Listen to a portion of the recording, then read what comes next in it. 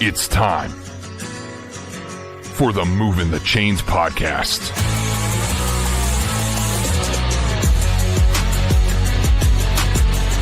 Your home for high school football coverage in the Palmetto State. Every team, every game, every week. And now your hosts, Kevin Thomas and John Epps.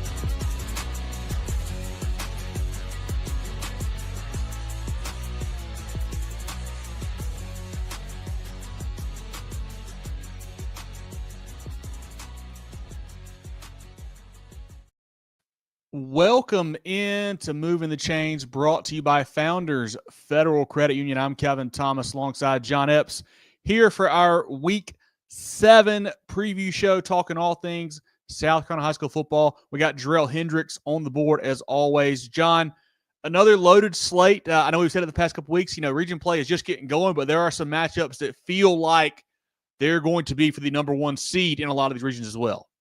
Yeah, and not only that, but a lot of games this week are going to decide for me who I like through the playoffs too. Yeah. There's some really, really not just region specific good games, but across the state. Certainly are. As always, be sure to follow us on Facebook, Twitter/X, Instagram, YouTube, and more at Movin Chains. Our website, movinchains.com.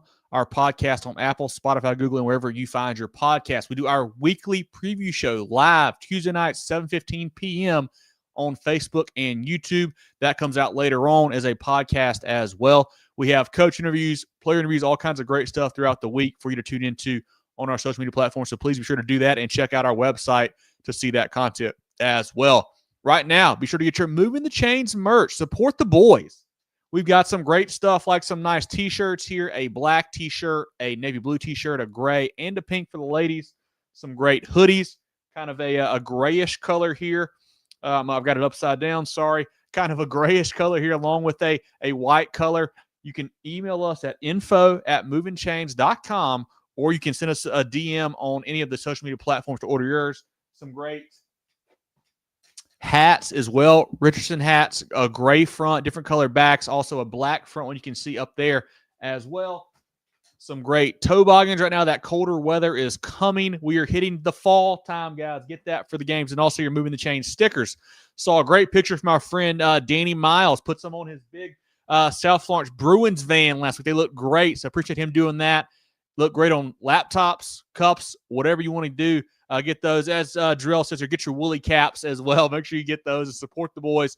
Email us info@movinchains.com or send us a message on any of the social media platforms. Love to see you guys repping the gear, helping spread the word across the state, not only on Friday nights, but just throughout the week as well. John, Jerel, any other comments from you guys as we get ready to roll here with our Week 7 preview show? I don't want the awkward silence today, so I'm just going to pop in and pop these comments up for you guys. Brandon says, what's up, guys? Good week games coming up. He's going to Clinton Chesney. That will be a fun one. Chesney's an improved team. Clinton seems to be hitting their stride as well. We'll break down that one later on in the 2A ranks. Kevron says, good evening. Good to see you, Kevron. Appreciate you joining us as always. Courtney says, hey, my guys, good afternoon. Hope you have a good Tuesday.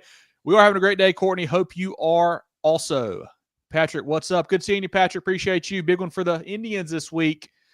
Instant classic against the Burns at the reservation. Yeah, always a fun when those two guys get together there, Patrick. So that's certainly a big game to talk about here in a little bit. Zach says, hey, Jerel, I'm here to say if you'll put my Clinton Red Devils on upset alert again this week. It lit a fire into the guys last Friday versus Liberty. Jerel, in case you guys didn't see it, we've got a new graphic that comes out on Thursdays. We kind of put together some games we're looking forward to, upset alert, points and whatnot. And Jerel happened to pick Clinton as his upset alert watch last week, and looks like it backfired for you there. Man, I had the worst ones. I had that one. I had Carver's Bay Latta. That was a blowout. I had Southside Christian and Powdersville. I mean, Powdersville shut those boys out. And just, hopefully I could do much better this week. Hey, I know Patrick was saying something about me. Gaffney had a tight one. He put Gaffney up to the alert again. Hey, the East Side game was tight. We said to watch out for that one. East Side's much improved. They're a lot better team, kind of a look-ahead spot for Gaffney possibly, but they got the W, which is all that matters. Dion says, good evening, guys. Good seeing you, Dion. Appreciate you joining us. John says, what's up, guys? Need to make it to Greenwood this week. Certainly an option. That's a big matchup down there between the Red Raiders and the Eagles. Always a great time at the Bab. Travis says, what's up, guys? Good seeing you, Travis. Appreciate you joining us on YouTube. Moses says, what's up, guys? Powdersville checking in. The Patriots, a big game this week. We'll talk about that here in just a minute, Moses. Looking forward to that 3A matchup. John says, how about Loris? The Lions have now knocked off Dillon 2 years in a row after not beating them for 60 years, man. Wild game down there in the White Walls last Friday, it sounded like, for sure. Let's get to these Kona games, guys. Our Kona games of the week, as always, guys, we picked 5 of the biggest games across the state to break down in depth for you. Let's start this week down in the 1A ranks, John. A game that, like I just mentioned, I feel is the region title right here, and that's Scotts Branch. The Eagles at 5-1, traveling to take on the 6-1 Cross Trojans. Cross, your lower state champs last year out of 1A, and they are looking to repeat. The Trojans won this matchup last year 54-12, and they are red hot again. They defeated St. John's 42-0 last week, averaging 32 on offense, allowing just 4 per game on defense. Scotts Branch, they're coming off a bye. Got extra week of prep time here. 2 weeks ago, they played that same St. John's team, beat them 54-0. A little bit tighter on their scoreline here, averaging only 24 per game on offense, allowing 17 on defense. John, a Scotts Branch team that is kind of surprised this year, seem to be playing some really good football. Cross, we know they're going to be there at the end. Can the Eagles, knock off this region foe here, or what do you like in this matchup? I like Cross in this game. Cross has played great defense the entire season. Their worst game defensively, I think, was the Timberland game. Yeah. A really good Timberland team, lost 7-6. I think, defense, you can count on defense. You got really good defense. You can count on that. Cross gets to play at home. Yep.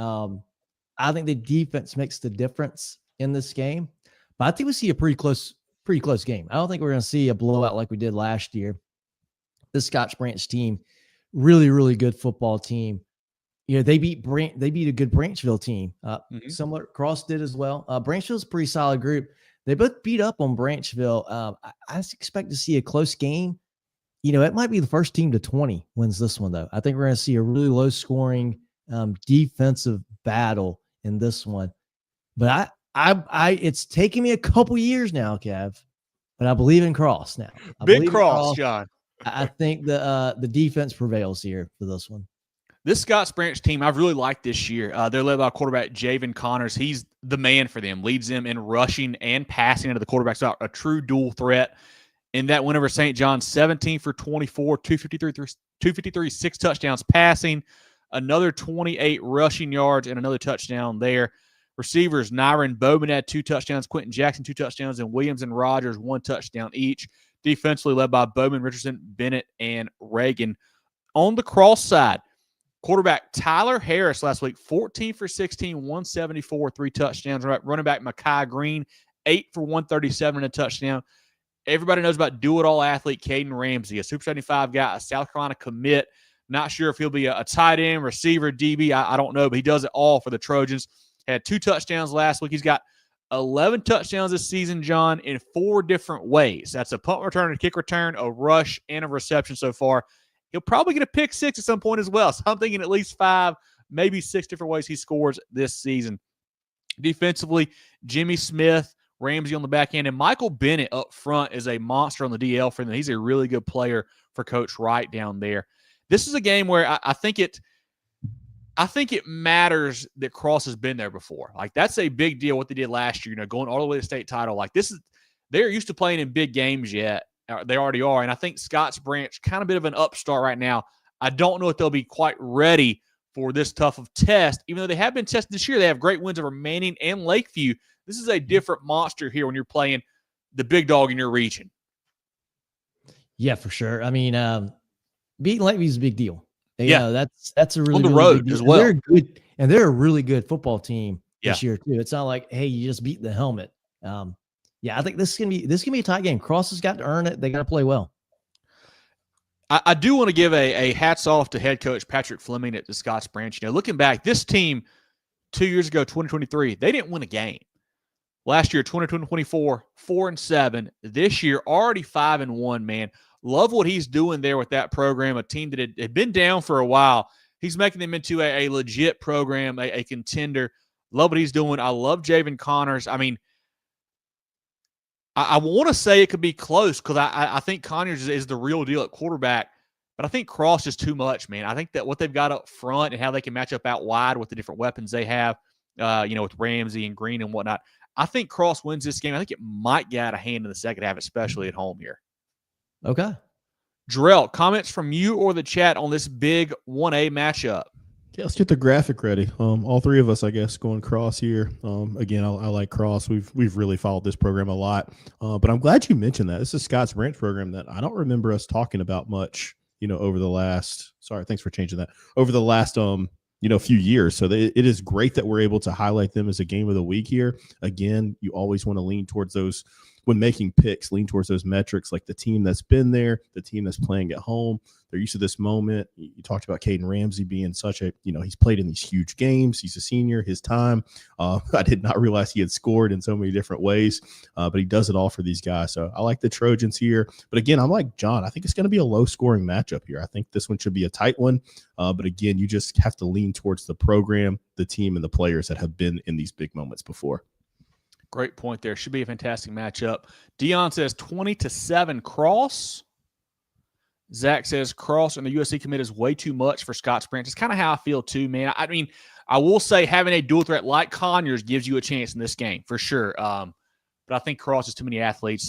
Elk says 20-7 Cross as well. Courtney's got Cross 45-7. That's a big prediction. So yeah, we just want to give some more shout outs to people who joined the program as well. Ross is still taking Thoroughbreds. What's going on? Big win for them last week. Appreciate you joining us, Ra. Brandon says surprised Newberry need to come back. Yeah, that was an odd game. We'll break down that in a little bit, but Newberry's still a good football team, no doubt about it. Christy says, hello, guys. Let's go Carvers Bay. Huge win for the Bears last week. I maybe the only one to pick them. I don't want to say anything, guys. I know y'all are on the Vikings there, but the Bears look good. The Bears look good. They are a dominant 1A team as well. It's going to be fun to follow them the rest of the way this season. Appreciate you joining us, Christy. Hey, Christy, stay tuned. We might have something special for Carvers Bay coming up as well. But that's all we have on this game, guys. Our second Kona game of the week, a big 3A matchup.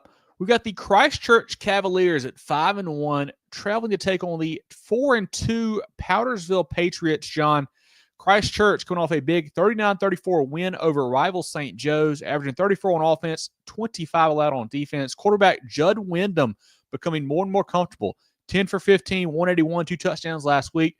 Running back Michael Martin, a former player of the week of ours, is getting better and better as well. Had 37 touches for 223, 3 touchdowns last week. They've got tons of athletes out wide. Jude Hall and Atkins, Hamp Shields, Atkins and Hall are both Super 75 guys for us. Offensive line led by Rody Barnett, Victor Sanders, Nemo Lomax. Defensively, Blake Forrell, 9 tackles, 2 TFLs last week. Reed Hipp, John Waldrop, George Michael Stathakis, and Atkins on the back end are also key players for Coach Hatfield on that side of the football. Powdersville, a shutout win, Joe mentioned earlier, over Southside Christian, 24-0. Did not see that goose egg coming there in that matchup. The Patriots, averaging 35 on offense, 28 allowed on defense, led by quarterback Kagan Reed, another Super 75 guy for us. I've got Tavius Williams and Xavier Huggins on the outside. Huggins, great game last week, 4 for 74 and a touchdown. Defensively, Jaden Wirtz, 21 tackles in last week's game. Jaden McGreer's a great player as well, along with Huggins, who had 6 tackles and a blocked field goal. And I want to shout out defensive lineman Zach Taylor. Had an awesome pick 6 I saw a highlight of. Love to see the big man get in the end zone there for Coach Mustard's bunch. John, this game last year, kind of a blowout. Powdersville won 33-14. I'm thinking we'll see something closer this week. What do you feel in this Patriots-Cavs matchup? I have no idea what to think in this game.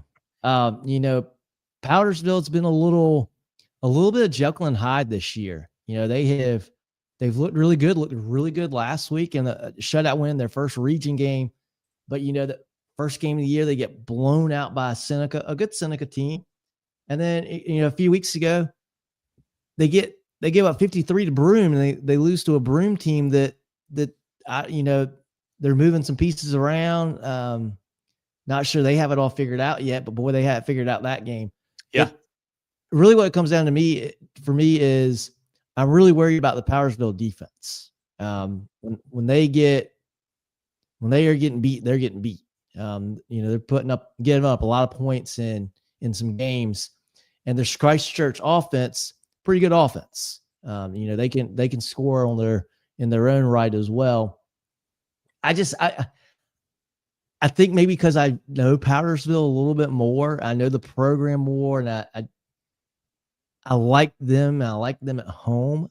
I want to lean Powdersville in this, but they got to find something. They got to do what they did last week defensively. Yeah. They don't have to get a shutout, but keep that mojo going of keeping the score a little lower. I like Powdersville. They can continue to do that, but they got to make some stops. Should be a fantastic atmosphere over there, I think, for sure, on Friday as well. And like you mentioned, the defense for Powdersville, kind of up and down. Like that was a surprise last week when they shut out Southside Christian. That was a great job by Coach Nimmer's bunch on that side of the football. Interesting to see how they match up this week. I think Christchurch, a few more weapons than Southside Christian had, for sure. One thing that worries me, John, about Christchurch, 3 turnovers last week. In a game like this, you can't have that. That was a close game. They won last week, 39-34.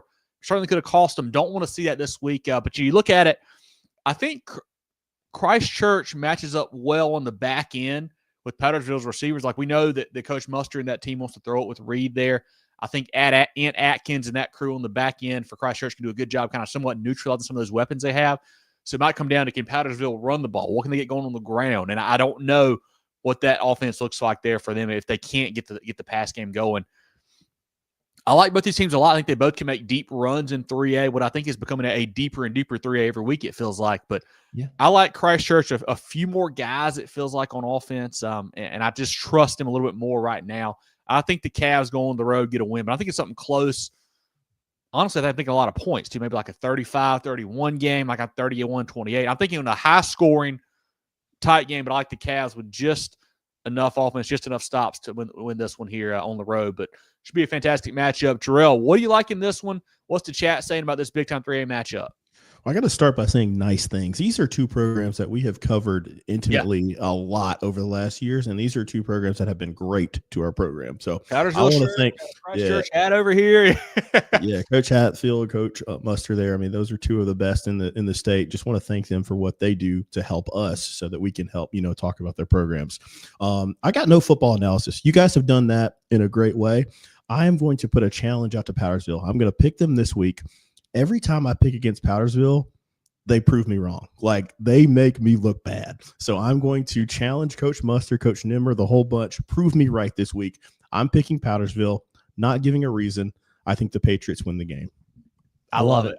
Yeah, we've all been to games at Powdersville, and it can be a great time over there. Like, I mean, that atmosphere, that crowd gets into it. Should be fantastic again on Friday. That's another game I'm possibly looking at maybe going to. I think that should be a great matchup as well between those 2. But we shall see. What's the chat saying?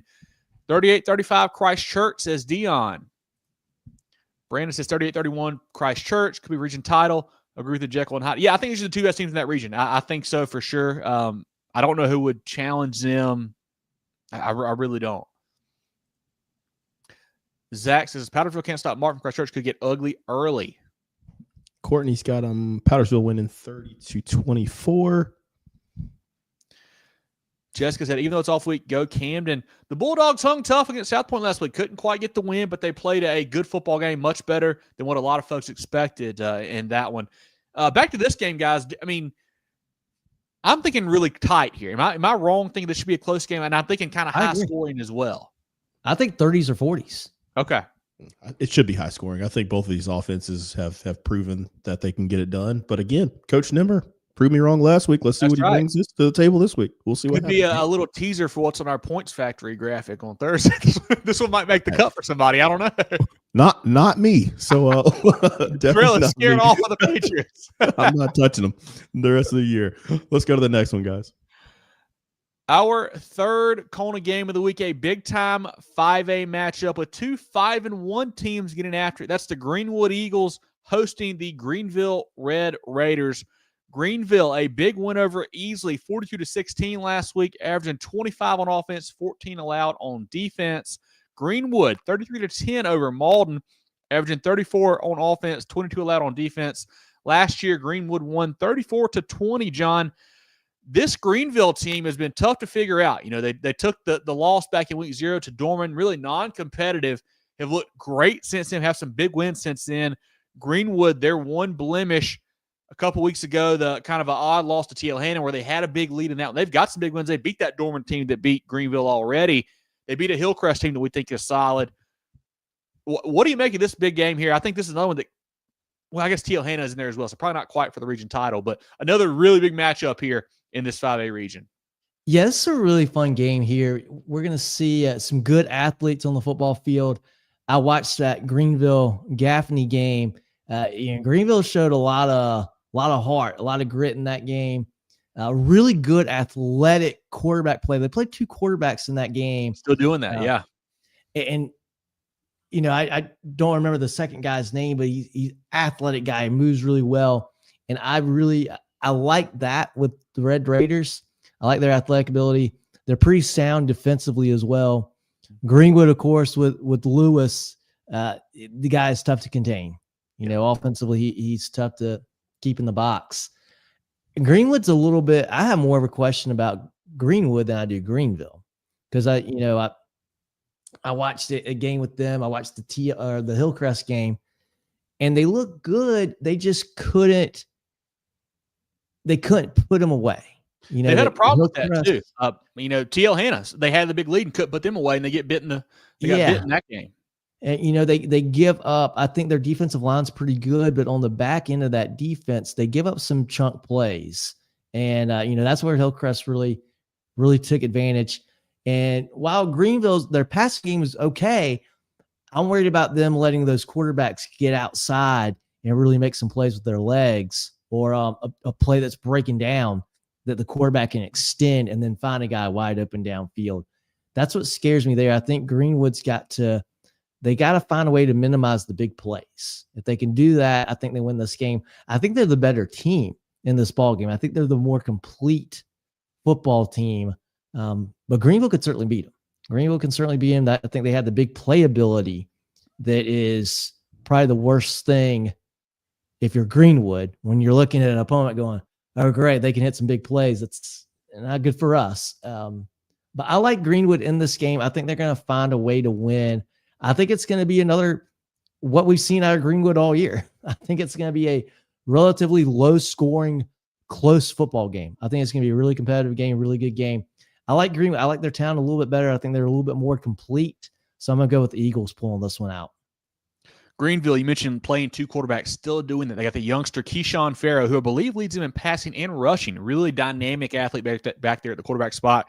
Trip Bryant, the lefty, also getting some time there and playing some receiver as well for Coach Watson's bunch.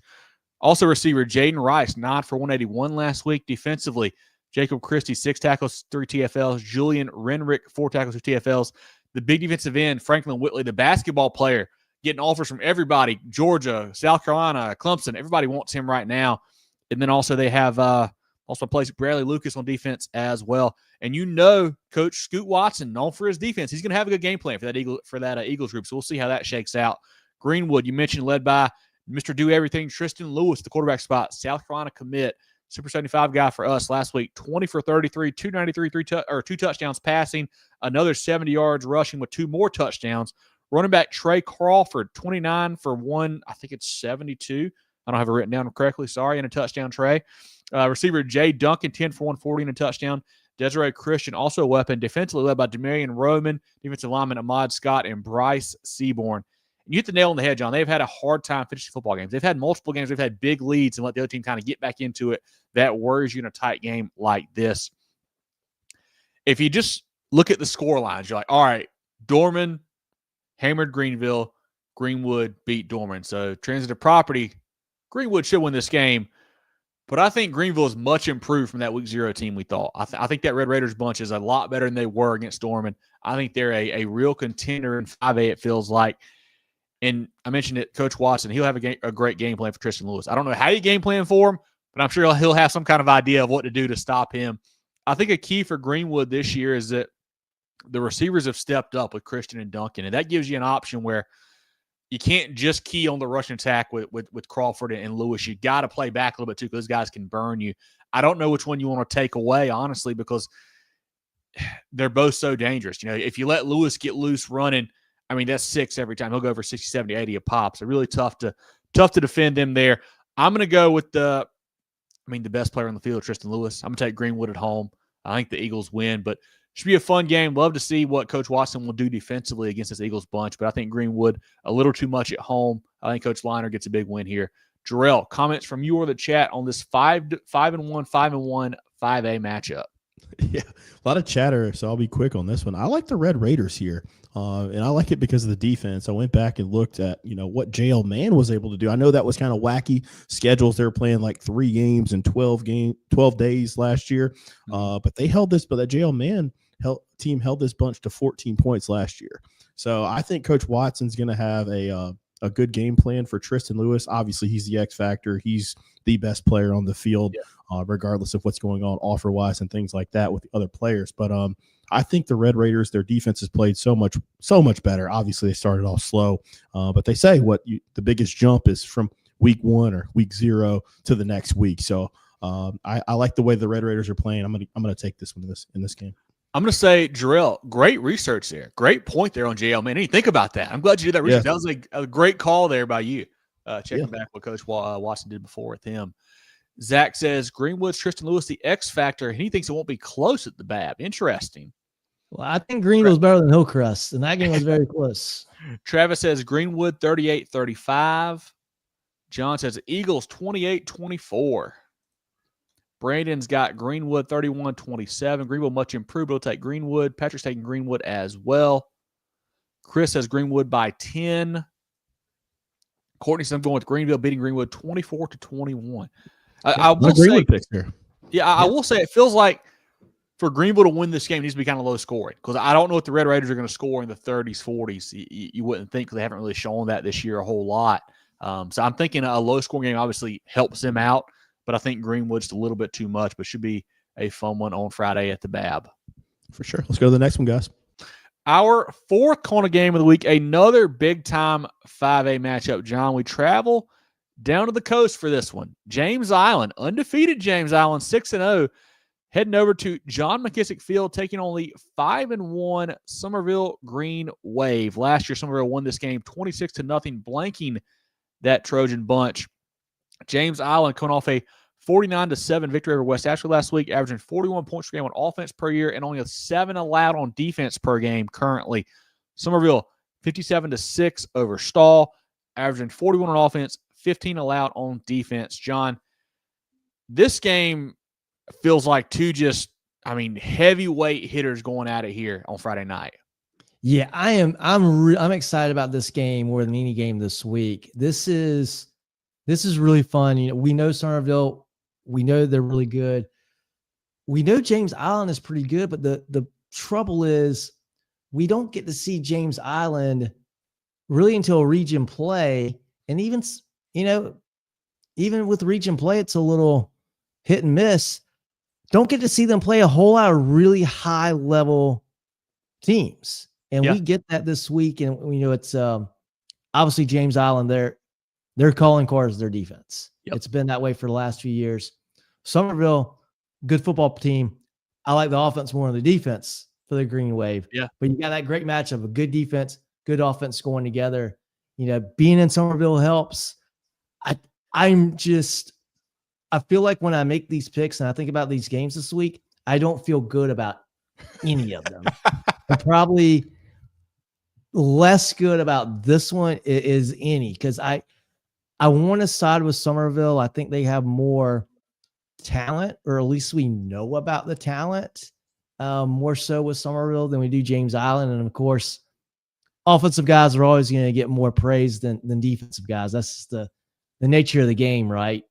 But I think we're going to see a really, really close ball game. I think Summerville wins a really close one, but I think it's low scoring. I think, Summerville scored 26 last year. I don't think anyone scores 30 in this game either. But I think James Island does get on the board. I think they're going to be much more competitive. I can see this being a one-score game, and I'm not pulling for anyone against another team. I want to just see really, really, really good football games. But I would love to see James Island win a really big game like this. And this could, hey, you win Friday night over in Summerville. Hey, there's nothing that can stop you now. Yeah. If they can win that, sky's the limit for this team. So that would be really exciting for that program if they could get the win. But I think Summerville's going to take it. The Trojans, led by quarterback Connor Dancer, been playing really well lately. 13 for 26, 182, 3 touchdowns last week. Also ran for 63 and another touchdown. Running backs Ja'Kai Grant. Malachi Washington was out last week. Not sure if he's back or not for the Trojans. Could be a big piece there on Friday. Receivers, Raphael Pugh had a touchdown. Sam Crumpton had 2 touchdowns. Defensively, led by defensive lineman Sinclair Wright, and DBs Deuce Prelo and Zamarius Gladden. Gladden had 2 picks in that win over West Ashley last week. Summerville quarterback Max Stafford is kind of taking that job there at the quarterback spot for the Green Wave. He's played really well so far this season. Running back Javen Williams and Cam Grayson. Grayson last week went 10 for 140, 2 touchdowns. Receiver Jaden Kelly Murray, the landlord, 4 for 85, 2 touchdowns last week. Got Taru Davis as well out wide as a weapon. Defensively, you got Tyree Patton, JT Williams at linebacker, Josiah Taylor, Jacaden Pendergrass, Jordan Ravenel at DB. Should be a fantastic game, John. I talked to some folks who say this James Island team may be the best group that Coach McCoy has had since he's been there, which is saying something. They've had some really good teams the last couple of years.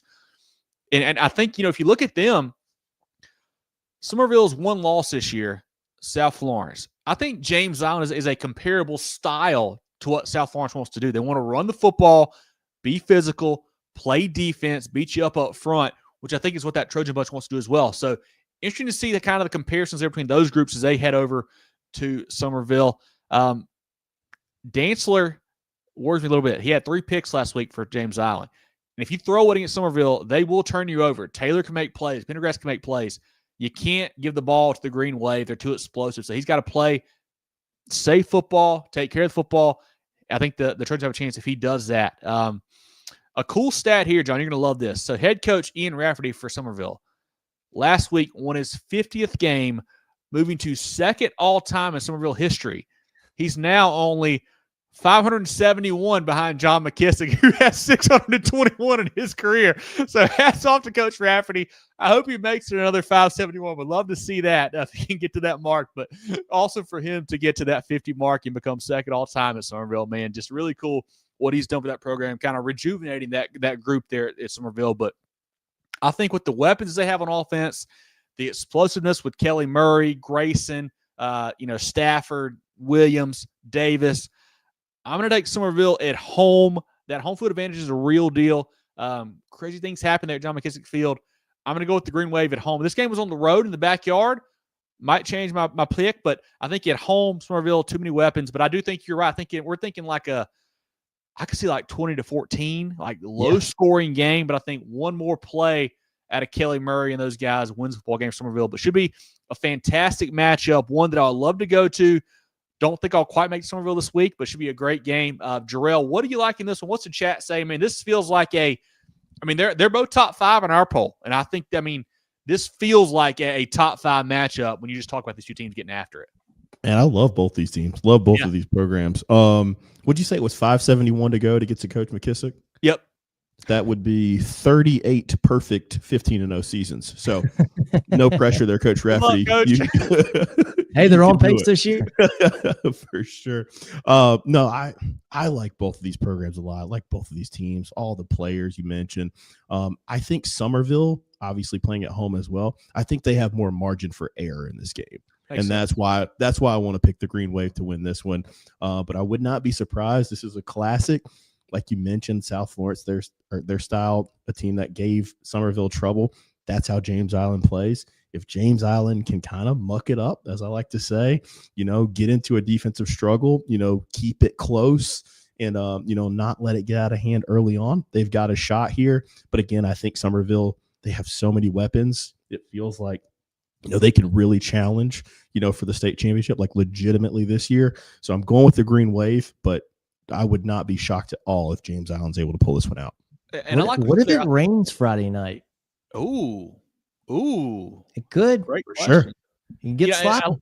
I like what you said there, Jerel. I think a key for me for Summerville, you want to score early. Like you don't want to let them muck it up, and you don't want it to be 0-0 going into halftime. Like you want to have a couple touchdowns first quarter, second. Like you want to put some points on the board early to kind of help that momentum for you guys. I think that's a key there, not letting it get mucked up too bad right away. At least got Chris off the top rope right here. Here we go. Summerville by 40 plus, says Chris. That would be a statement victory. That might be worth 3 or 4 for Coach Rafferty there if he gets that one. Zach says James Allen can play defense. Summerville offense is a different breed. Certainly a lot of weapons there for that Green Wave group. Courtney says he's going to take James Allen on the upset, 45-42. Whoa. I don't think it's that. If they win, there's no way it's that high scoring. If we get to that, it has to be like 10 overtimes, I think. Yeah. For sure. Summerville 45-7. We got a prediction here. That's a big score as well. Ville by 14, says Terrence. Chris's home field advantage is wild in there. Certainly, crazy things happening down there at Summerville, man. They have a great atmosphere, great crowd. It's going to be fantastic again on Friday. I think this is going to change, though. I think as Coach McCoy continues to raise the profile of James Allen, I think their non-region slate's going to get much improved over the years. Yeah, and Chris, James Allen. What's that, John? They played a really good Hilton Head team out of region earlier this year. Beat them up. Big great collegiate too, as well, non-region. So certainly a couple nice wins early on. Terrence says, "What's up, guys? Hampton in the house. Good joining. Appreciate you joining us as well, Terrence." Summerville 28-21, says Jonathan. That's all the score predictions we have on this one. Should be a lot of fun, man. This is going to be an exciting game. Outstanding there. And again, it gets to highlight more low country football. Really excited to see this. If you're in the area, go check that one out. It should be a fantastic ball game. Our 5th Kona game of the week, our SCISA game of the week, John. Trinity Collegiate, 5-2, traveling to take on the red-hot 5-1 Wilson Hall Barons. Last year, Wilson Hall won 34-7 in this matchup. Trinity coming off a 48-8 victory over Camden Military. Senior quarterback Davidson Lynch has 14 touchdowns, 2 picks on the season. Running back Robert Mack. Receivers Copeland and Williams are both having big years for them. Defensively, Wilcox has 86 tackles, 23 TFLs this season. Cottingham, Mack, and Dameron, also big-time players. Dameron, 2 picks last week in that win over Camden Military. Wilson Hall, they avenged the state title loss. They took down Pinewood Prep 28-21 last week, averaging 35 on offense, 15 out on defense. We mentioned it a couple weeks back. Florida Wilder, the great receiver, has moved to quarterback this year. They've got multiple backs, Millen Galloway, Ben McLaurin, Cam Wilsey. Defensively, McLaurin, Dinkins, Wiltsey, Jones, and Gilly, and Matthew Beamer as well, lead coach Jarecki's bunch there. The worry for Wilson Hall, I think the Barons is a better football team here, John. I feel like they are, but is it a potential letdown spot? You kind of slay that dragon, a Pinewood team that's kind of had your number lately. You've lost a state title game a couple years in a row. You beat Pinewood last week. Tough spot for the Barons to get up again, it feels like, back-to-back weeks. It is. But you know what? It's still a region game. Yeah. And it's still a good team that's going to get your attention.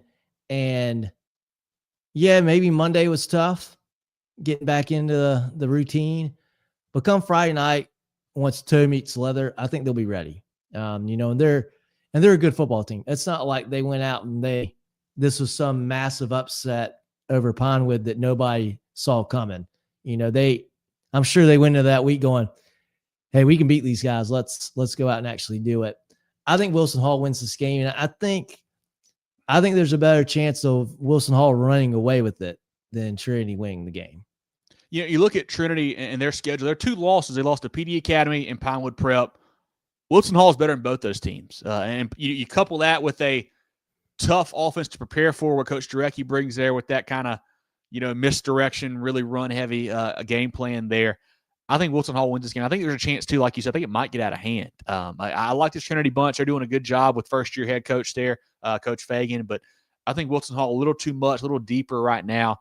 I like the Barons to continue their winning ways and move to 6-1 in this big 3A matchup. Jerel, who do you like in this one? Does the chat have any picks as well in this SCISA matchup? No picks yet, but man, it's the same thing for me. I'm gonna keep riding that hot hand. I think Wilson Hall continues to play well. Obviously, that running attack has been fantastic. I like them to win here, and like you said, Trinity much improved. Having a great season. But I think Wilson Hall, man, it just seems like they're really hitting their stride here down the stretch. Yeah, certainly are, and just happy for that group. Like I said, I know that win last week meant a lot to them after having not the best success against the Panthers, but to get that victory, kind of slay that dragon, I think is a big key for Coach Jarecki's bunch. But yeah, Jerel, let's shout out some friends of the program. Then guys, we'll take a look at the rest of the statewide slate, break down all the action from 5A down to SCISA when we come back.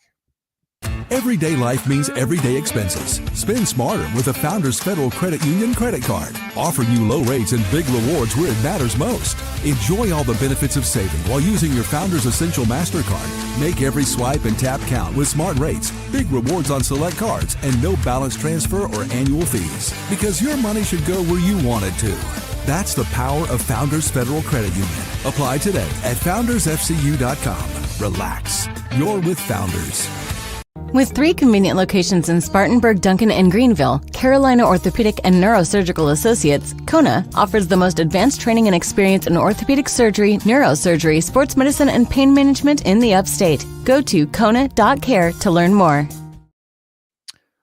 All right, John, let's take a look at the statewide slate. Starting in 5A, and I believe, John, we have a Thursday game in there as well, do we not? We've got a handful, actually. A couple big names going to be playing on Thursday night. We've got South Florence. They'll travel to Lakewood. Aiken is going to host Brooklyn Casey. Wilson is on the road against Lower Richland. Good game there. And South Point will host York. Perfect. Well, let's look at the rest of the 5A slate on Friday now.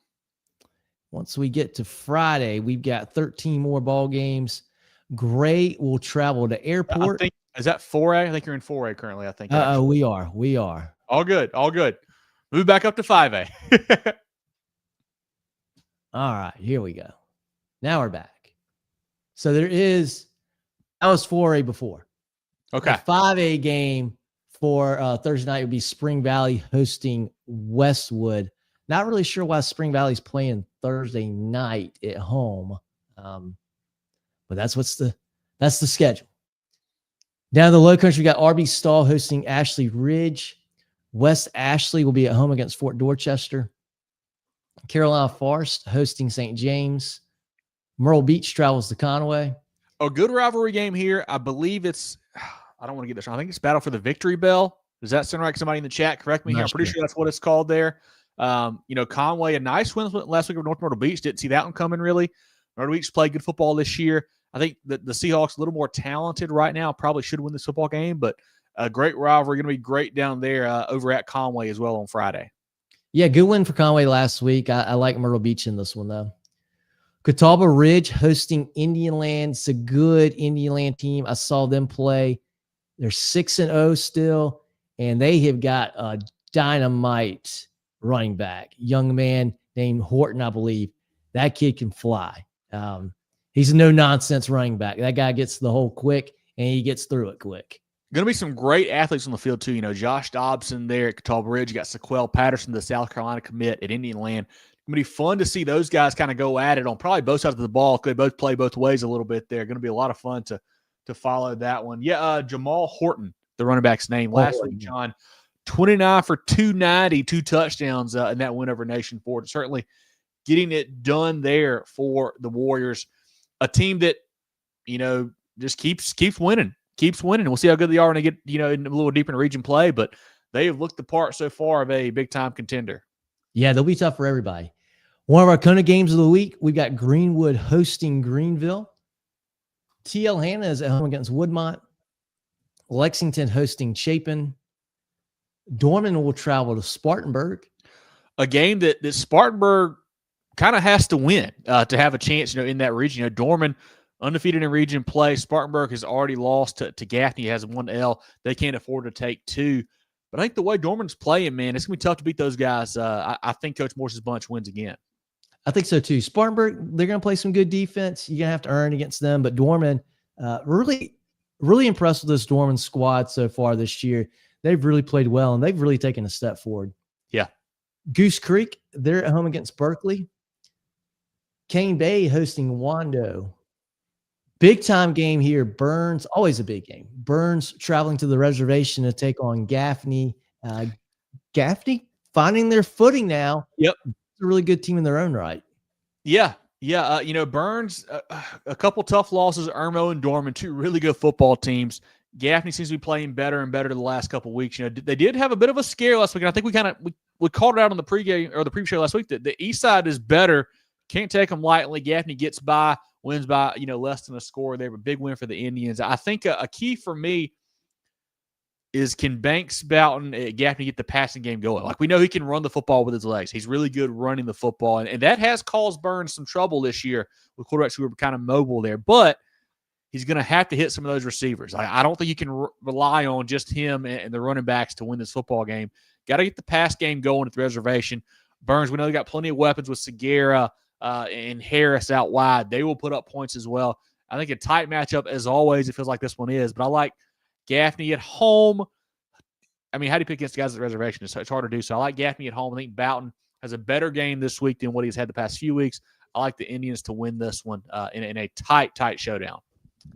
I like Burns. I think Burns is going to pull the upset. I like the talent at Burns this year a little bit more than what Gaffney has got. I think if Burns playmakers, if they show up, and as Dab would say, if the dudes are dudes, I like Burns to win the game.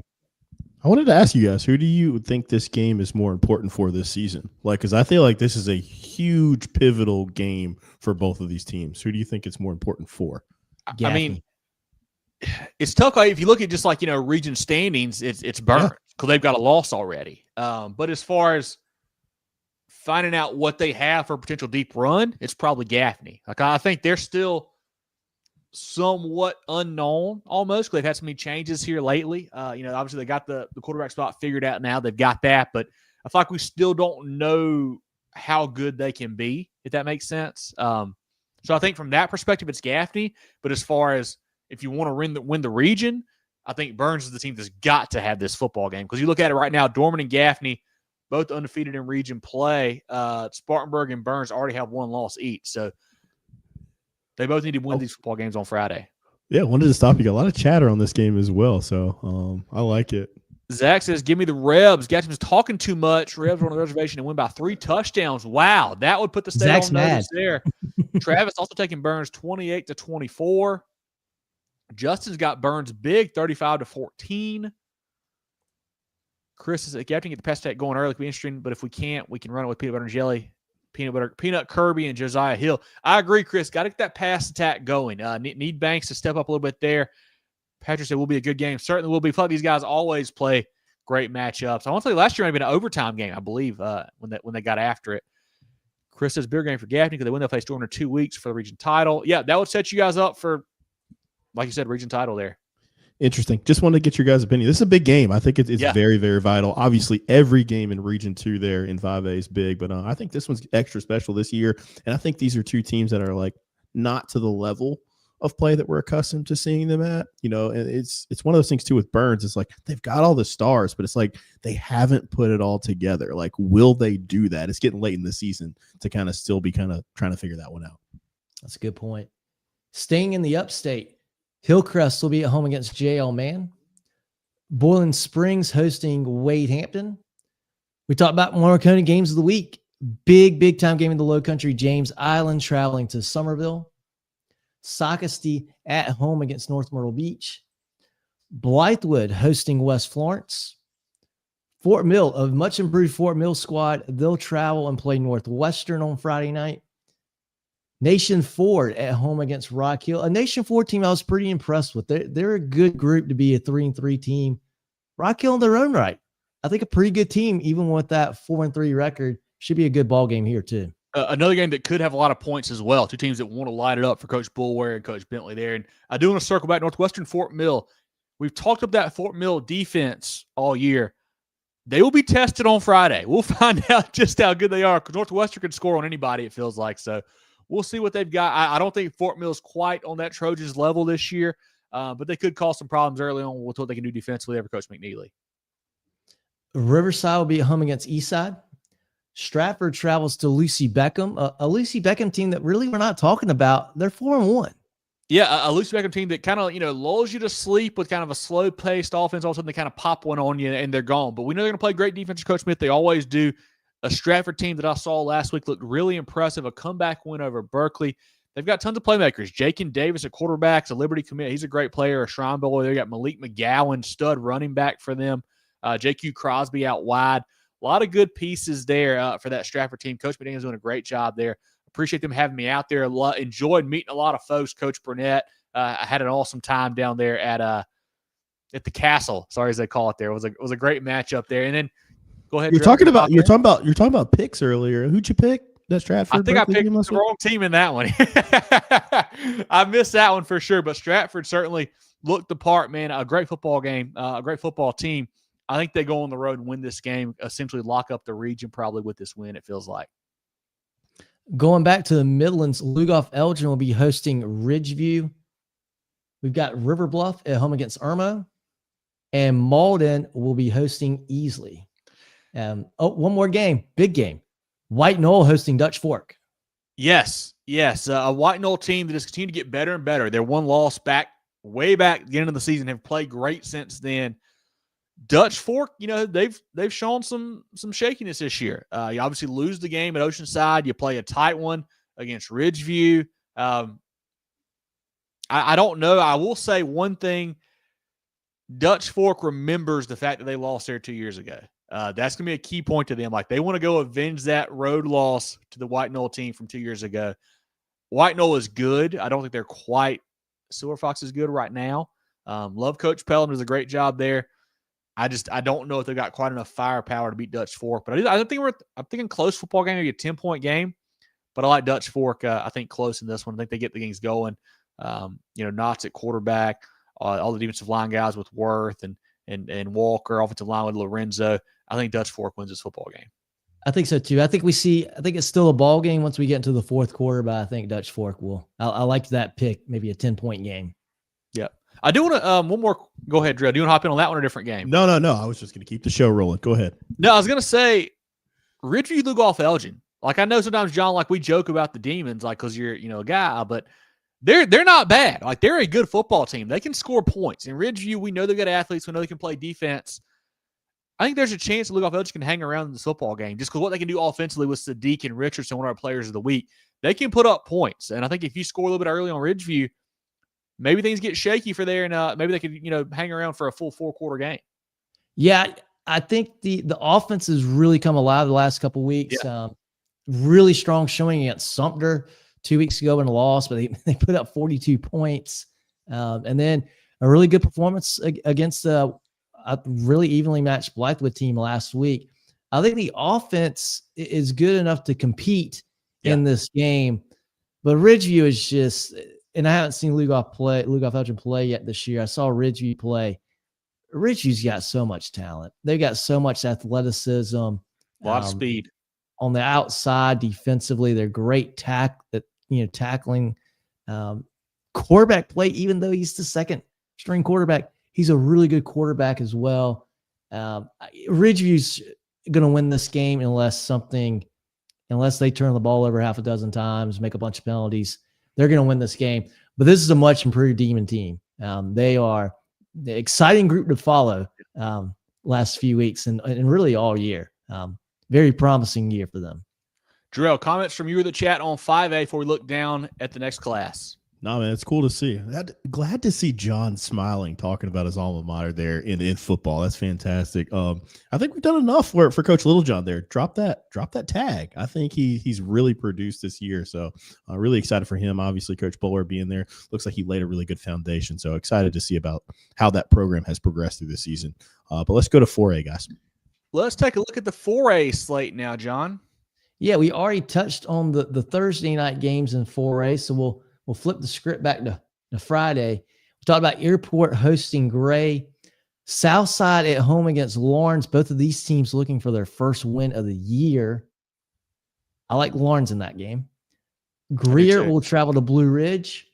Midland Valley is at home against Gilbert. Fountain Inn will travel to Wren. That one's exciting to me there. I think both these teams have a lot of really good athletes.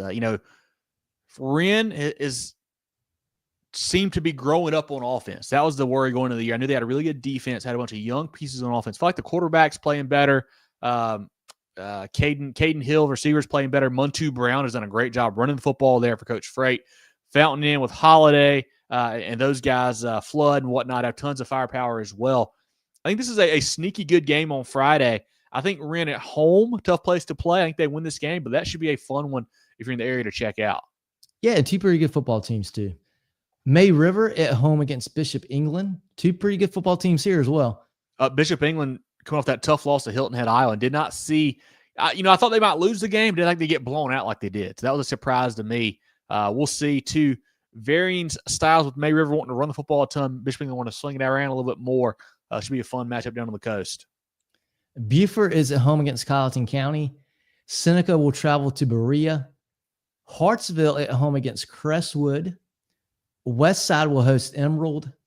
This is the game here I think that will tell us, is Westside back? I don't mean back to like the level of last year, but like, are they a legit, playoff team, can make a run this year against Emerald? Because like they've got a couple, wins the last couple weeks against lesser competition. It feels like obviously Abbeville's good, but they're a smaller school. But I think if they can beat what we think is a solid enough Emerald team, then we got to start taking Westside seriously. I think if they win this football game. And I think, maybe I'm wrong here, but, until this year, we really haven't talked much about Emerald. I think if this is a big confidence boost for Emerald if they can win this game too. Yeah, Westside is down, but to go to Anderson and win that game would be a really, really big deal for them. And that would, I think that would do a lot for that program too. Yep. Travelers Rest hosting Daniel on Friday.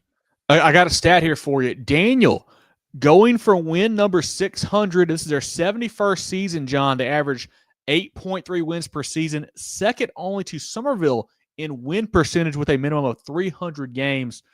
So, Jerel, your Devil Dogs have a chance to stop history on Friday. I know it didn't go so well with your bet with Nathan last year. What do you like here, Daniel TR, this week? I like to go ahead and put that in ink. 600 coming up for Daniel. Good for them. Everybody gets to play a game. Zach's mentioned my Devil. I love my Devil Dogs. We just don't win much in football, so it's cool.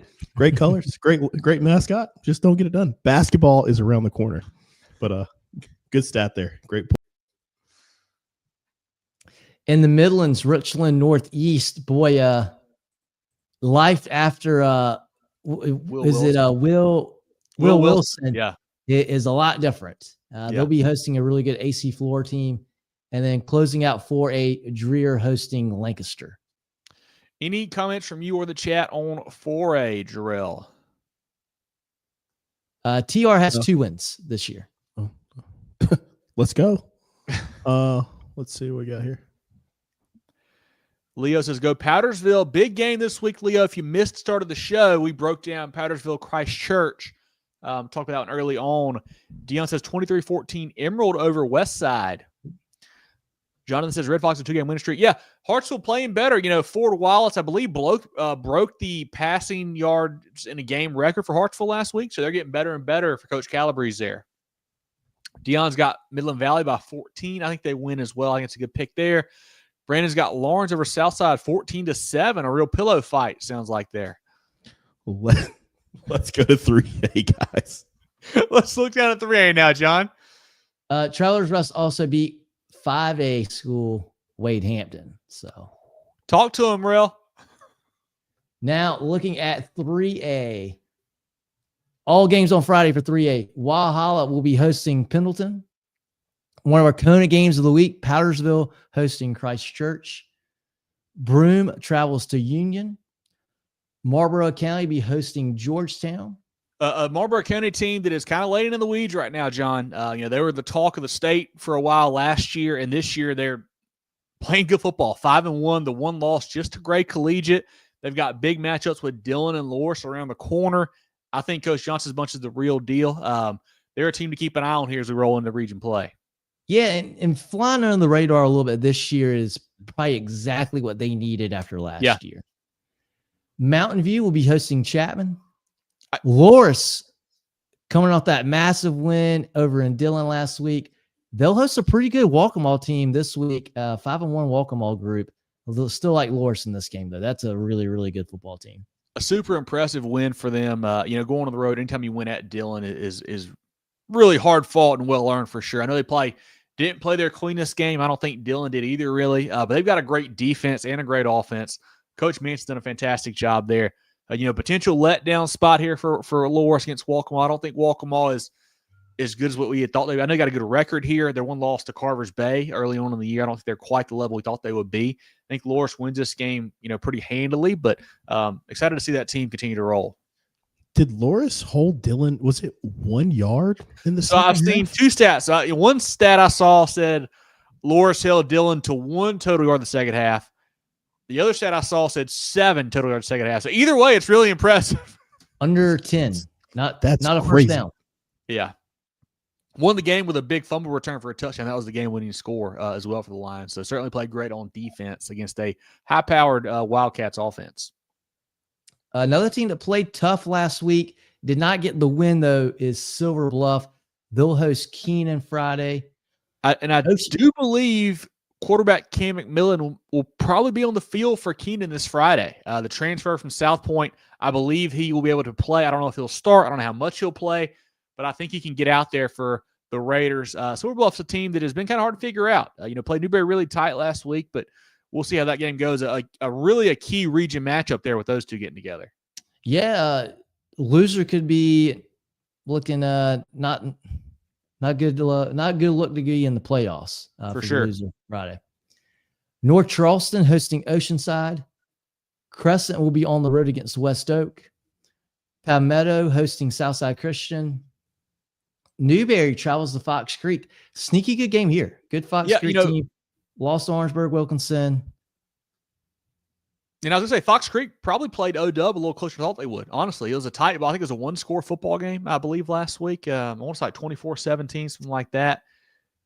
Guys, are we worried about Newberry at all after that game last week? Kind of an odd, I am a little bit. A late if comeback. If it happens 2 weeks in a row, if they lose this Friday, yeah, it's time to worry. If they go out and they win by 2 scores, I think we're okay.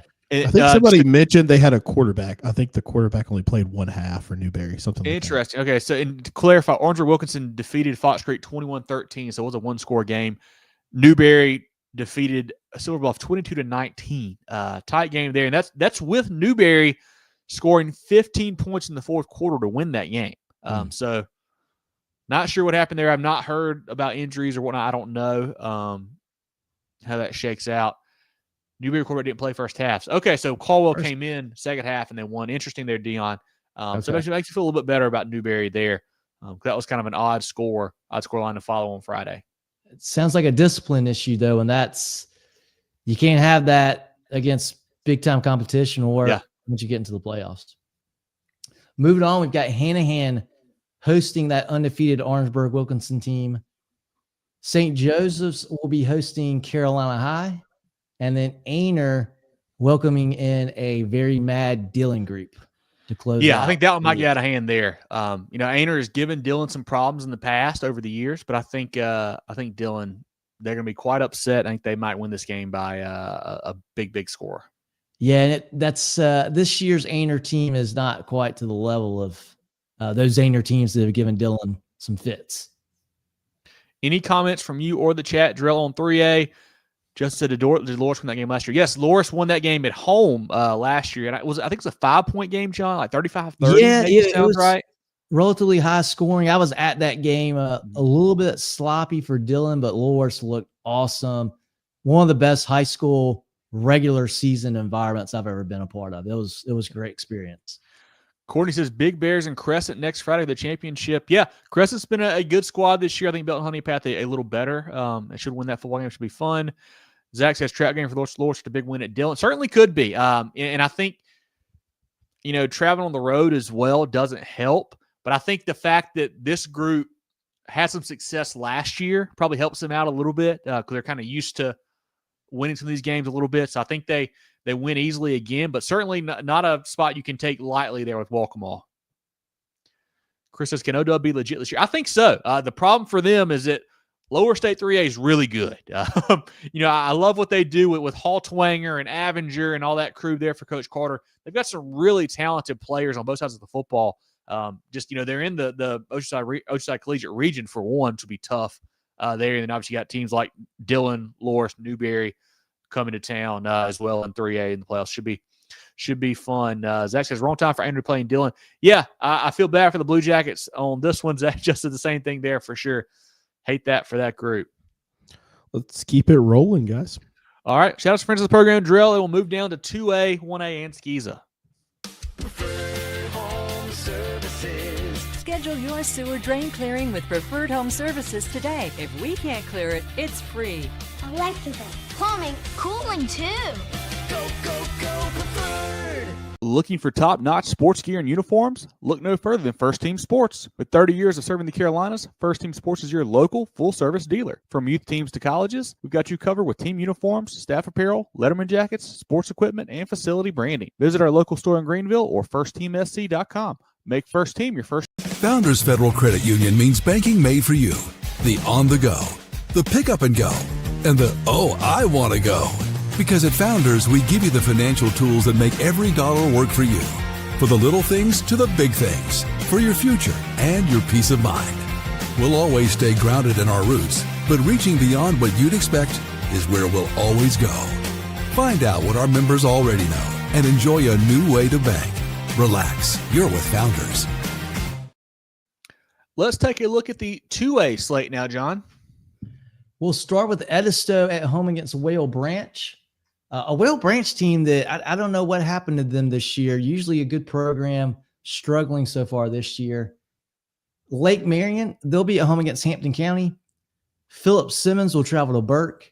I think Philip Simmons kind of flying under the radar a little bit, by the way, for Coach Benning there. I know they're starting a bunch of young guys up front. I think they're continuing to get better and better. The Orthopaedic Ashton Kellerman, a big week for them last week.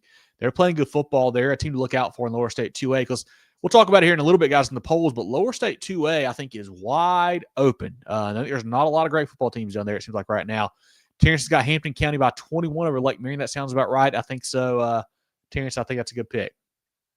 We've got Chester hosting Fairfield Central. Andrew Jackson coming off that big win against Jerel last week. They'll host Chesterfield. 96 is at home against Batesburg-Leesville. And even though they lost last week, John, I was really happy to see what we got out of the Panthers. The Batesburg-Leesville team played really tough against Strong Thurman. I think they had a 14-0 lead, kind of gave that up late, but I was really pleased to see them put together such a great performance. A team that we were kind of worried about a little bit, had not played their best lately. They got KD Witt going. They got Savvy Wooden going. I like Coach Lawson's bunch. Just might light a fire into them into making a deep run of the playoffs. Should be a fun thing to follow. Dion says, got to get KD with the ball more. Yeah, he's explosive. And that's why we talked about it preseason way back in the 2A preview show. Maybe you do some Wildcat. I don't know what you do, but yeah, he's got to touch the ball more and obviously know what you got with Wooden as well. But he is a great playmaker there. Should be a great team to follow the last few weeks of the season. Yeah, I echo that 100%. Get with the ball as much as he can take it. Landrum will be at home against Blacksburg. Strom Thurman hosting American Leadership. Kingstree is at home against East Clarendon. Andrews will travel to Woodland. Chesney is at home against Clinton.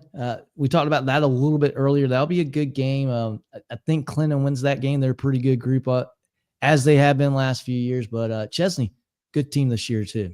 Yeah, Coach Chappell's doing a great job there. The Blanton kid out wide is a great player for them. But I think the winner of this wins the region, I believe, if I'm not mistaken. I mean, obviously not guaranteed, but they will certainly in the driver's seat. I think it's Clinton, too much firepower. They're playing better and better, man. A team that had to kind of find their footing, have some new pieces to plug in here and there. They're getting better and better for Coach Fountain in there. I think they win this game, a couple scores, I feel like, at least. Lake City is at home against Atlantic Collegiate. Manning travels to Mullins. Timberland, a team that I'm really high on. They've got my attention lately. They'll travel to Academic Magnet. I mean, that Timberland team, John, 5-1. They beat a good Cross team. Their one loss to Hanahan, a bigger school. But they beat Lee Central, who's solid, Lake City, who's solid, Cross, Kingstree. They've got some good wins down there that the Wolves do. I think they're a team to keep an eye on for sure. Yeah, and I mean, that Cross win, I know Cross is 1A, but that's a big win. That's a big win to win that game against those guys because we know how good they are.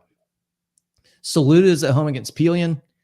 I do want a stat here for Pelion. You know, Coach Helms has come in last week. The Panthers school record 602 total yards. Awesome to see what he's done there. A team that has not had a lot of success lately is sitting at 4-2 right now, playing good football. I think Saluda a little more talented this year. I think the Tigers win, but they're another team that has been kind of up and down too. So certainly could go the other way, but I think Saluda wins this football game.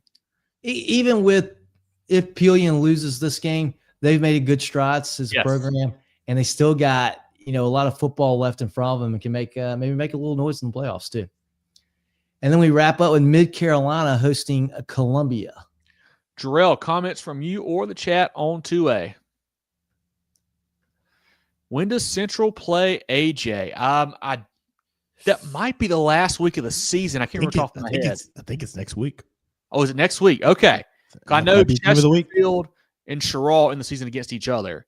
So I know there's obviously North Central and AJ left.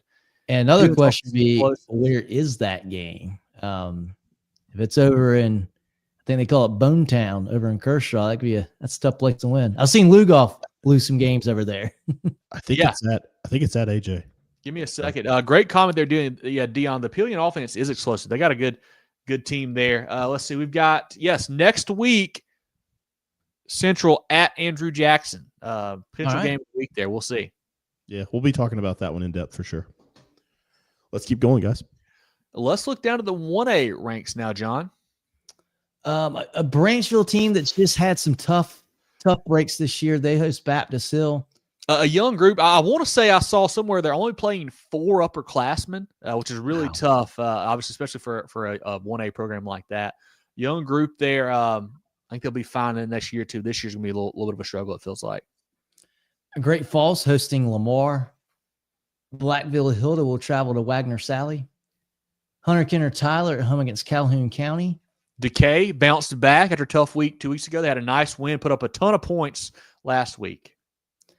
Abbeville is at home against Calhoun Falls. McCormick hosting Ware Shoals, still undefeated at Ware Shoals. Yeah, a team that we've been trying to bring them up more and more. We've been trying to, they got Dixie next week. That'll show us a lot, and obviously Abbeville into the season as well. We'll find out these next couple of weeks. Got Dixie, Calhoun Falls, and Abbeville, 3 solid teams that they have to match up against to close the season. Bethune-Bowman is at home against St. John's. Denmark-Olar travels to Hardyville. Green Sea Floyd's on the road against Hannah Pamplico. Lakeview hosting Carvers Bay. Good game here, fun game. Carvers Bay, boy, they really, really were impressive against Latta last week. And it gets no easier this week having to travel to Lakeview. Yeah, should have just got a hotel over in Dillon County and spent the week down there. I guess the Bears should have. They're going to go back from Latta over to Lakeview now. This is a letdown spot here. And I think it probably helps that they're playing Lakeview, a team that everybody knows is a contender year in, year out. That probably helps you get back up, obviously, there. Carvers Bay, super impressive. A big win over a pretty good Latta team, we feel like, 33-0 last week. They really ran the ball well. Hayward had a big game on the ground for them. Coach Richard's bunch is playing great. Lakeview, probably not quite as good as some of the better teams they've had, it feels like, but still a solid bunch, of course, over there. Tough place to play. Carvers Bay should go on the road and win this game, it feels like. I think so. And one really cool thing I want to bring up, I had the TV on during work today and had NFL Network on. They were talking to Darius Leonard, big-time Colt, SC State guy, and he had his Lakeview shirt on. And, they asked him on NFL Network, they said, hey, tell us about your high school team, Lakeview, what they got going on this week. And he talked about for a couple, a minute or so. He talked about, we got Carvers Bay. It's a really big game this week. Talked up Carvers Bay a little bit. But that was really cool to see on the NFL Network talking about 1A high school football in South Carolina. That was really, really cool. That is awesome, man. I want to say I think Darius is actually helping out a little bit with Lakeview right now. So they said he was on staff. Yeah, sure, he's got some great insight for sure. And hey, that's fun for the kids too to have that kind of guy on the field with you on the practice field. Whitmire, they'll travel to Dixie. We talked about that Dixie team, pretty good club there. Mm-hmm. Ridgeland is at home against Allendale Fairfax. Rich Spring Minetta travels to Williston Elko. C.A. Johnson is on the road against McBee. Military Magnet will host Clear Dot Charter. Louisville at home against Lee Central. And our 1A Kona game of the week, Cross hosting Scotts Branch. Jerel, comments from you or the chat on the 1A slate. Dion says Bamberg, A-Town on the collision course for state. I think so as well. Don't sleep on Cross, though. Obviously, they lower state champs last year. Certainly will be there as well. It's A-Town and Bamberg, says Zach, then Cross everyone else. Yeah, I think those three, and don't sleep on Carver's Bay as well. Another team that has looked really impressive, beat some bigger schools. We'll see just how good they are down the stretch, but I think lower state 1A is a lot more loaded than the upper state right now for sure. Let's jump into the SCISA ranks, guys. Let's look at the SCISA slate now, John, for week 7. Yeah, we got one game on Thursday. Hammond will travel to Augusta Christian. Should be pretty light work for Hammond in that game.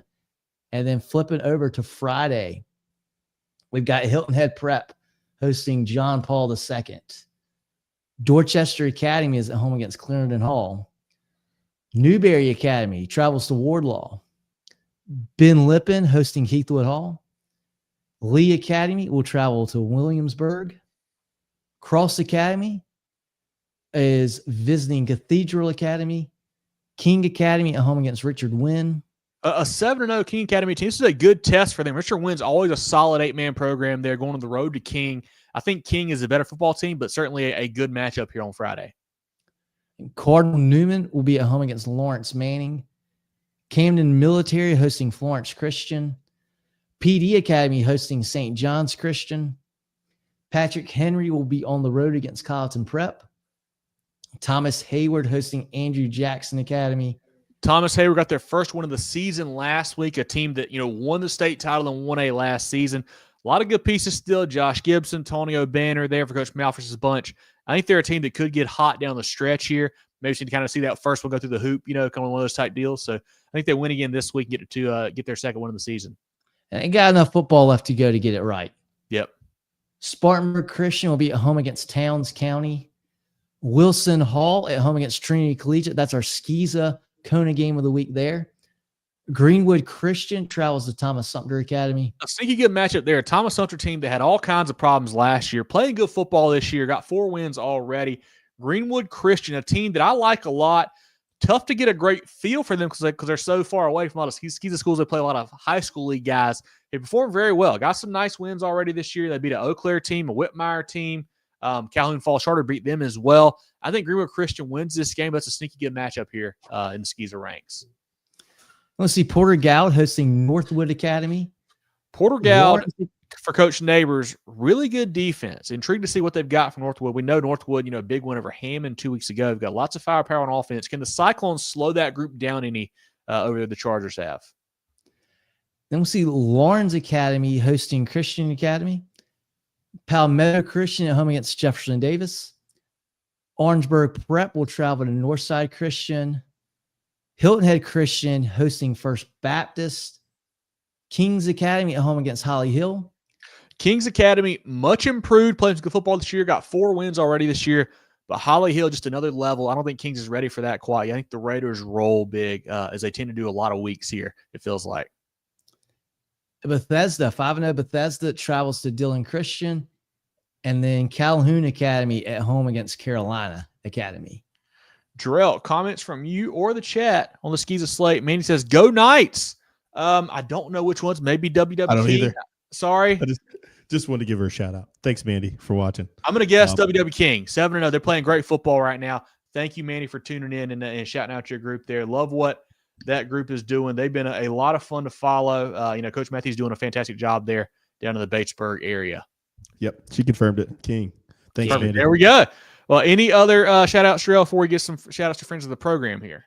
Let's talk to these friends of the program. Let's do it.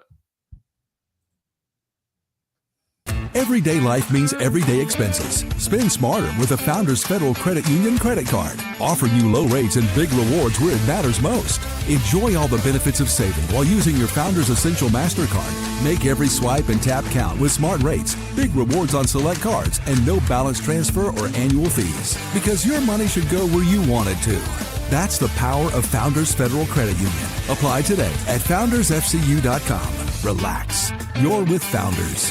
The George Agency has been serving the insurance needs of South Carolina for over 40 years. They're a full-line insurance agency concentrated in employee benefits and health insurance with an office in Mullins and Murrells Inlet, but they can help you all across the state.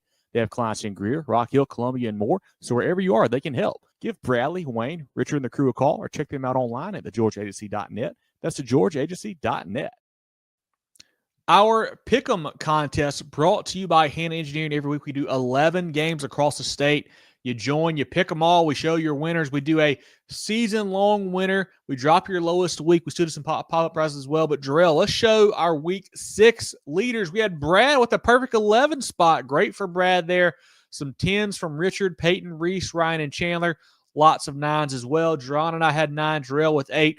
Overall, a pretty high-scoring week there, guys. A lot of things, I guess, stayed kind of true to form as we thought back in Week 6. And now our overall leader, we got Ryan W. at 50, tied for second, Richard and Andrew at 50. Oh, sorry, Ryan W. I believe is at 51. Richard and Andrew at 50. I think that was a typo on my part. Sorry about that, guys. A lot of 48s, 47s as well. I'm at 50, John 45, Jerel 47, and your lowest week has been dropped now. So it's going to be a tight battle down to the end as always. But appreciate Hannah Engineering for bringing you our Pick'em contest each and every week.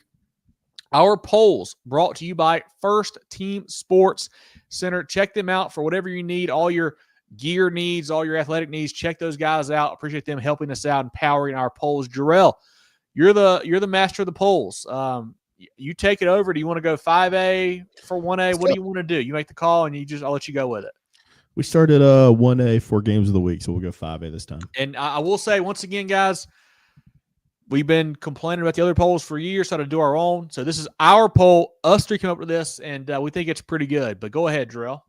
Yeah, I think this one remained the same here. We got Dutch Fork, number 1 overall spot, 2 first-place votes. Summerville right behind them at 1.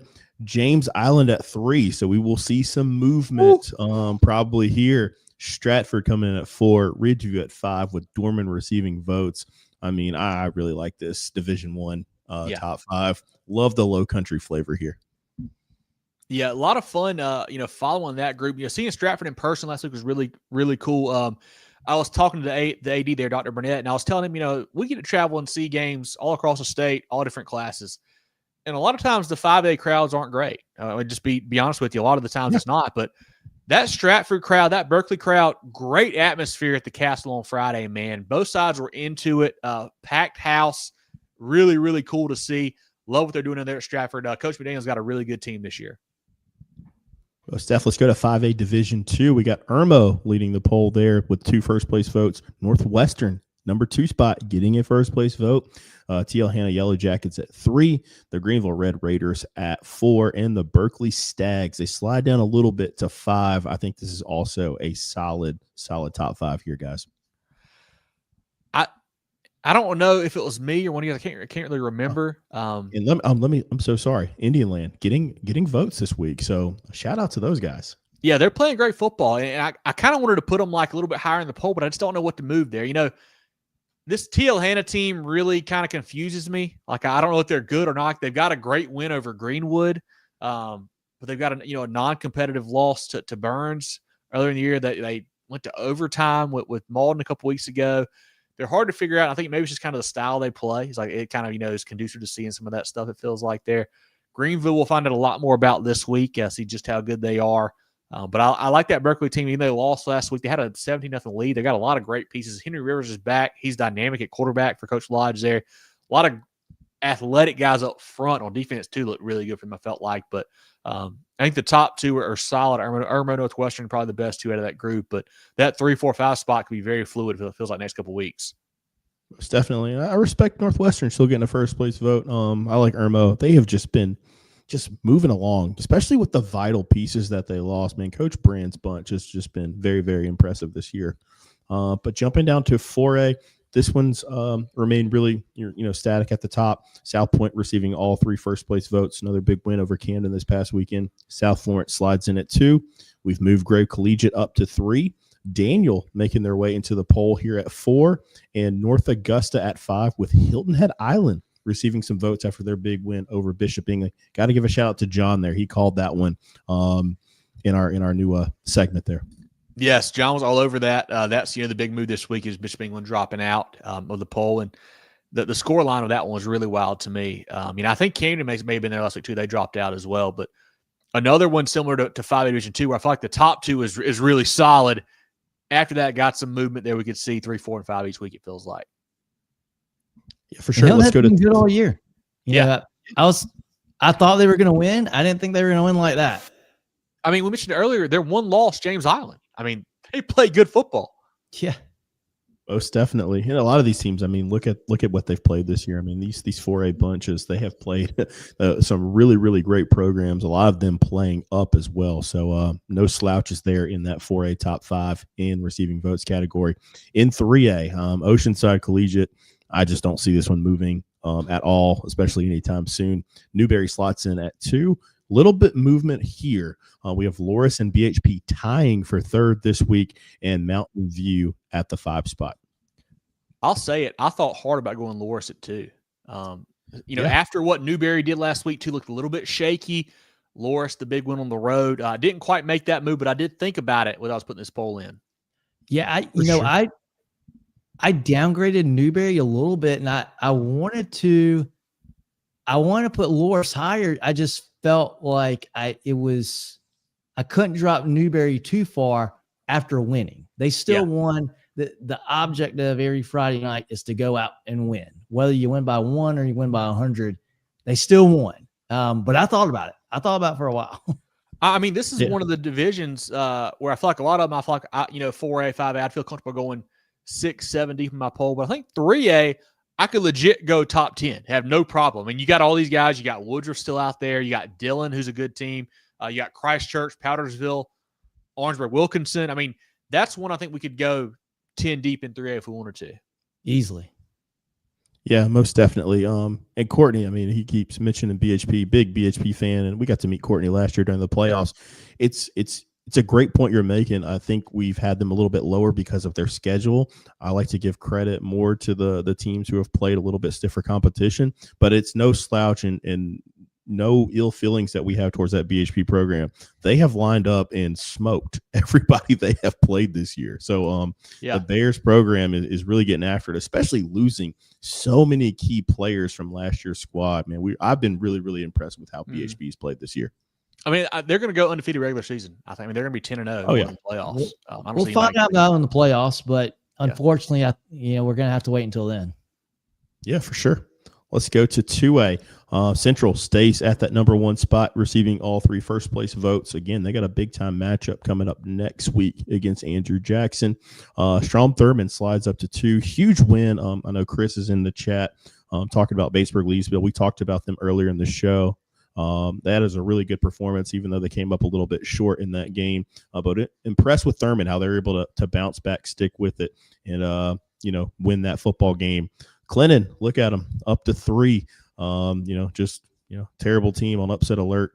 They slide in at 3 here. Fairfield Central at 4, and then Hampton County in the 5 spot. We have some receiving votes here, so we are very fluid in this 2A poll this week. Sherrall and Timberland also receiving votes. And 2A, I kind of hinted at it earlier. Man, the upper state feels a lot deeper than the lower state. Our top 4 right here is all upper state programs. Lower state, I feel like we're kind of waiting on one team to kind of take the reins down there. And I thought it was going to be Hampton County. They've had a couple kind of, not great performances here and there. Sherrall has not looked great the last 2 weeks. Timberland, like John, is high on them. They played really good football this year. Lower state 2A, I feel like nobody has kind of stepped up and taken that number 1 spot. It feels like by the upper state is going to be a bloodbath in the playoffs. Yeah, and I don't think anybody's sleeping on Clinton anymore, Zach. I mean, they're at 3, solidly at 3. They'll continue probably to creep up here. And again, AJ, depending on what they're able to accomplish here, they could quickly be in this top 5. In 1A, remains the same. The top 2, Abbeville at 1, receiving all the first place votes. Bamberg right there with them at 2. Carvers Bay and Cross flip-flop this year, with Carvers Bay going to the 3 spot. And then Johnsonville at 5. Scotts Branch receiving some votes. And I mean, Cross could certainly get back to 3 this week if they beat Scotts Branch handily. They could jump back up there. Same thing in Carvers Bay. If they hammer Lakeview, they're going to obviously stay at 3. So we'll see. Another one that's interesting too, like you mentioned, Upper State was better in 2A. This one's the exact opposite. We got 1 Upper State team in the top 5, Abbeville, and then 4 lowers after that. So it'll be intriguing to see how that shakes out in Lower State, especially in the playoffs. It's just the team, Abbeville, being there. I mean, and I'm really interested to see how that shakes out. I think Lower State playoffs are going to be a lot of fun to keep up with, to see if that game is going to be competitive in Orangeburg. I got Abbeville penciled in going to Orangeburg. I'm sure you guys the same way, to see if somebody from, after going through a gauntlet in Lower State, can give those guys a run for it. I'd love to see that game. Any comments from the chat on the poll, Jerel? Let's see. Just I didn't realize 2A was so tough this year. Yeah, a lot of good teams there. And you mentioned we didn't even have, Batesburg-Leesville wasn't in there. There's a lot of great programs in 2A. I think it's going to be a lot of fun. I feel like every team, how do I say this? All the top teams are probably not quite as good as they were last year, if that makes sense. Like I feel like Clinton is still really good, probably not quite as good as last year. I feel like Fairfield Central, really good, not quite as good as last year. It's going to be really interesting to see how that shakes out once we get into the playoffs with a bunch of these guys going at it. And I think it's cool because they lost like such high level talented players. I think like it was like those like Greer, there, and Richard. They just had such good players. So I think that's why it's no knock on the programs for this year's team. Right. It's just those guys were like playing out of their minds last year. I think the cool thing with 2A, we talk about the upstate for 2A. If you're in the lower state, if you're Hampton County, if you're Timberland, you some of these other, good teams in the lower country, you got to be pretty excited about this, because once that playoff bracket comes out, some of these teams are going to have to lose. So you get there's a lot of attrition going to be happening in that upper state bracket. And if you're in the low country, if I'm a low country fan, I go, hey, this is great for us, because get them beat up, get them worn out before they get to Orangeburg a little bit. And I know we'll talk about it obviously as we get into our playoff preview shows, but those two teams kind of in that flex region that get sent to the lower state, got to love that. And right now it would be Jerel and then either AJ or Central, depending on the winner of that game next week. If you go lower state into that 2-3 spot, you got to be pretty happy about that, you would feel like. That's a great point. Kent says Timberland's back, healthy, playing great football. Huge win last week. Huge numbers on offense, especially. Appreciate you tuning in, Kent. Enjoy you joining us here. Courtney says, respect y'all. Find out in the playoffs. Think we're a good team. They are certainly very good. BHP is very good, and I think they got a good chance to win Upper State again. Brandon says Swansea undefeated in 3A. They're playing football too. Coach Fox has done a great job with that program. Love what he's doing there. Brandon says MVP in Woodruff. Yeah, I think that's next week, I believe, actually, Brandon, on the schedule. I think it should be over at Woodruff. That was a great game last year. Chris says, just a heck of a game Friday. Yeah, Batesburg-Leesville, I mean, and we talked about it earlier, Chris, like, very pleased with what we saw out of them. A team that, we weren't sure what we're going to get the last few weeks, and they really fought hard, played well, had a real chance to win that football game. I think that kind of hopefully wakes them up, kind of fuels them to make a deep run here down the stretch. Last one, Kelly's always got a hard-hitting question for us, so make you guys think a little bit before we move on. Kelly says, what team has grown the most this season so far? What player has grown the most too?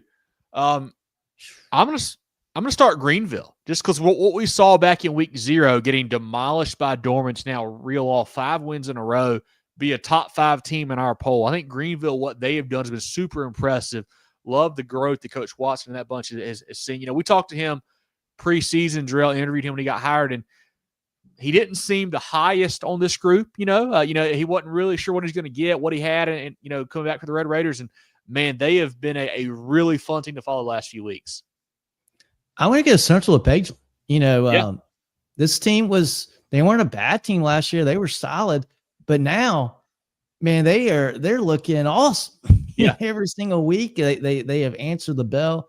Had a big time game against Jerel, and they came to play and they won. I think, we can't give them enough credit. And I say Central Pageland, I think there's a half a dozen more teams we could call out same way. Yeah. Low hanging fruit for me, man. I'll go Carver's Bay. It's a team that we keep talking about. I mean, they're a little bit off the radar this year. I mean, they just answered every test so far. They've been really, really good. Got a great history there. Some great players to come through that program as well. But they've been fantastic. That's all we got here, guys. Perfect. Shout out to our teams of the week. We had Hilton Head Island, big win over Bishop England. Carver's Bay, big win over Latta. And Andrew Jackson, big win over Jerel. All powered by Preferred Home Services. Once again, shout out our teams of the week: Hilton Head Island, Carver's Bay, Andrew Jackson. Our players of the week: Thaddeus Zarnecki at Hilton Head Island, getting it done on both sides of the football. E.J. Richardson at Lugoff Elgin John, 400 all-purpose yards in that big win over Blythewood last week. And then Preston Smith went for, I think, 330 on the ground for Midland Valley. Our players of the week insured by the Georgia Agency. Shout out to the Georgia Agency for bringing us that each and every week. Man, just another loaded slate this week, John. I've really enjoyed going through it with you guys, man. It seems like the talent in South Carolina keeps growing each and every year because there's more and more contenders, it feels like, as we get into this. Yeah, for sure. And, I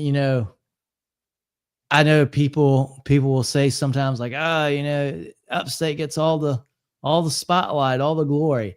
I am so excited about the Summerville James Island game. I mean, that's going to be a really fun one. And also you look at Bishop England May River.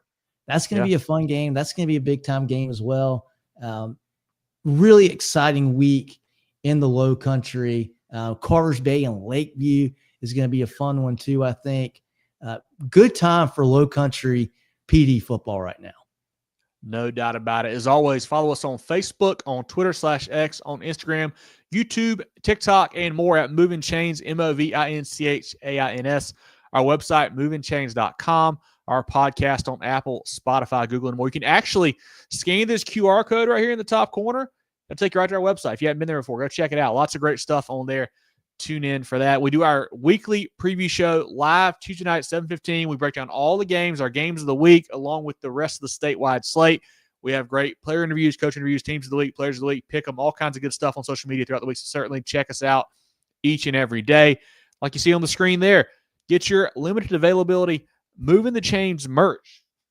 Some great hats. Got a gray front hat, a black front hat, some more as well. Check them out on our website or on our social media pages. Get your stickers right now for your car, your laptop, your cup, whatever. Order your sticker now. Get your toboggan for that colder weather. Black and gray available. Some nice hoodies. We've got a gray hoodie and a wider hoodie. Order those as well. You can email info@movinchains.com, or you can DM us on social media. And also our gray t-shirt, black t-shirt, navy blue, or pink. Get you one as well. Love to see you guys repping this at the games, helping us grow the brand.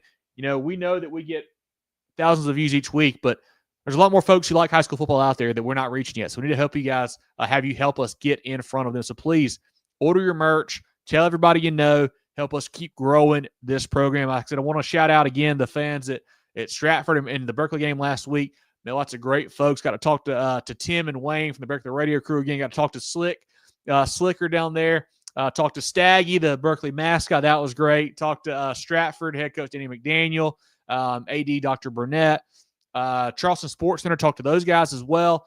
Lots of great folks we got to meet and chat with. Shout out to Jake and Davis, Malik McGowan, Kermit Davis for emailing with us, for interviewing with us post game. Appreciate them as well. But had a great time down there, meeting a lot of new folks in the Low Country. But great ball game, great atmosphere. Had an awesome time down there. Jerel, John, final comments from you guys here as we wrap up this preview show. I wish it was Friday. It's almost there. Yeah, no. The message I give every week, you're listening to us on Tuesday to get out to a stadium on Friday. So make sure you go support your local, team there. If they're not playing, go support somebody else. So these guys work really, really hard. Winding down. We only got week 7 here. So it's getting down to the nitty gritty. So you're going to see some good football regardless of where you go. It's going to be, battles for playoff seeding, battles for region championships. So make sure you go out there. Make sure you follow us on all socials, especially YouTube. Go run that one up. It's lagging a little bit behind. We're getting close. My goal is to get to 1,000 subscribers before the end of the year. So let's get to 1,000. What's Jerel going to do? I don't know. eat a hat, something stupid. So we'll figure it out. Yeah, you already get a hat. Yeah, so we'll maybe do like a live, like a 24-hour live. When we get to like 995, we'll just do a 24-hour live stream until we get 1,000 followers. I don't think I can do that. I got a job and a wife, so we probably won't do that. But we'll do something else. Jerel.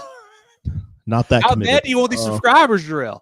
Not that bad. So, yeah, thank you guys for tuning in. Shout out to Kevin too, man. He's really, me and John have been traveling a lot for work, so he's really been holding it down, especially on Fridays covering these games. This man's doing hot dog reviews in the rain, all kinds of stuff. So big for the brand, making it happen for you guys. So shout out to Kev.